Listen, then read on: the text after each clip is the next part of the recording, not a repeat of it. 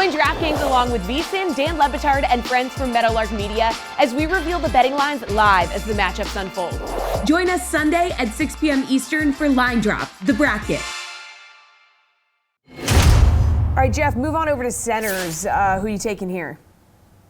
I'm going with Rob Williams at 7,100. Isaiah Stewart is one of the only bigs in the league that seems to consistently give Robert Williams problems, but he's out tonight due to a bone bruise, so that doesn't really matter. Rob, he's been a double-double machine lately, and it has translated to fantasy production as he scored 37-plus in 3 of his last 5 games. He's the league leader in blocks per game. He's huge for Boston on both ends of the floor. In my opinion, should be taken more seriously as a defensive player of the year candidate, and he should control the boards here with Beef Stew out.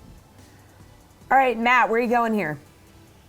So I think this might be my favorite player for the whole slate at this point. And Jackson Hayes at 4,700, I think is probably the only rotation player on the Pelicans that isn't chalk tonight. So we have Graham, who I mentioned before. Valanciunas, I think, will be popular at center. And then we have guys like Herb Jones and Najee Marshall and Trey Murphy, who I think people will gravitate towards because of their low prices. Jackson Hayes at 4,700 is kind of just in no man's land price-wise. He's a little more expensive than these other players.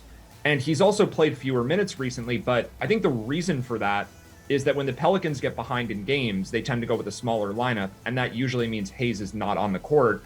They don't have that luxury tonight against the Hornets because they're just missing so many players, Ingram, McCollum. And also, the Hornets are a team that's beatable. The Pelicans are still only small underdogs, despite missing their 2 best scorers. So I think there's a chance that Hayes just plays more because the team's doing well with him. Or if Valanciunas gets in foul trouble, you get Hayes playing center that way. So there's just a lot of ways this could work out, and I don't think he'll be especially popular tonight. All right, Garion, you're looking at centers. Who do you want in your lineup? Yeah, I feel like I'm just kind of in a staring match with the DK pricing algorithm, like a weird game of chicken with Evan Mobley. I don't know why they continue to just have his price point locked in the low 7K range.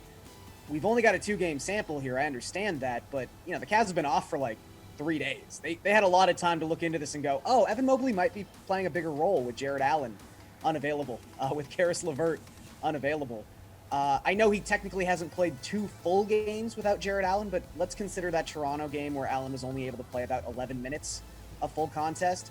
Both times he's had 20-point double-doubles, and both times he's gone well over 50 DraftKings points. So until his price point is actually moved, I'm just going to keep playing Evan Mobley in the low 7K range with no Jared Allen.